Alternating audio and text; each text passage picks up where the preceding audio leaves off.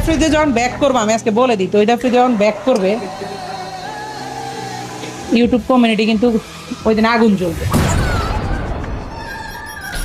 What's up guys, it's me boy Tawhid Afridi and welcome to vlog 114. Wake up to reality.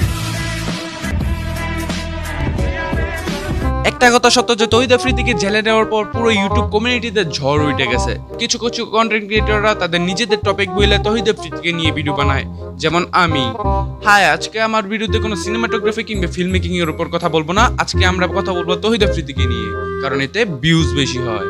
হ্যাঁ, আমি মানছি তহিদ আফ্রিদি আমার অনেক বড় ইন্সপিরেশন, বাট তহিদ আফ্রিদি কোথায় গেছে, জেলে গেছে নাকি কোথায় গেছে ওইটা নিয়ে আমার কোনো দুঃখ নাই। তহিদ আফ্রিদির বউ 6 মাসে প্রেগনেন্ট, ওইটা নিয়ে আমার কোনো দুঃখ নাই। আমার দুঃখ হচ্ছে সবাইকে তহিদ আফ্রিদি মারছে, আমাকে কেন মারে নাই। যদি মারতো তাহলে সবার মতো কান্নাকাটি করে আজকে কয়টা ভিউ কমাইতে পারতাম।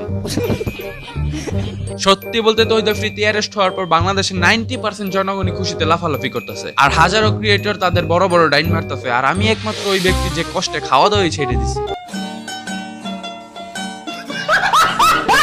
সারা জীবন দেখলাম কন্টেন্ট ক্রিয়েটরদের মধ্যে কোনো ঝামেলা হলে তহিদ আফ্রিদি মাঝখানে যেয়ে সলভ করে দিত, আর এখন প্রশাসন আর তহিদ আফ্রিদির মধ্যে ঝামেলা হইতেছে, ওইখানে গিয়ে কে সলভ করে দিয়ে আসবে। আচ্ছা, ওইটার আশা না হয় বাদই দিলাম, আমি প্রশাসনের কাছে একটা বিনীত অনুরোধ জানাচ্ছি, রুহিন ফারহানা আর হাসনাত আব্দুল্লাহর মধ্যে যে ঝামেলাটা চলতেছে ওইটা প্রবলেমটা সলভ করার জন্য তহিদ আফ্রিদিকে একটা ওয়েব ক্যামেরার ব্যবস্থা করে দেওয়া হোক, কারণ ওদের কারণে দেশে ঘুমানোটা বড়ই মুশকিল। এখন আবার দেখি গ্রামের চাস্তো ভাইয়েরা আবেগে মরে যাচ্ছে, কারণ তহিদ আফ্রিদির বউ নাকি 6 মাসের প্রেগনেন্ট। আরে বারাত 6 মাসের প্রেগনেন্ট কি আমরা করছিলাম? হ্যাঁ, আচ্ছা যাই হোক, ভিডিও বেশি হয়ে যেতেছে, আজকের ভিডিও তো এতটুকুই। তো তোমরা 4 পাকা করে দিও।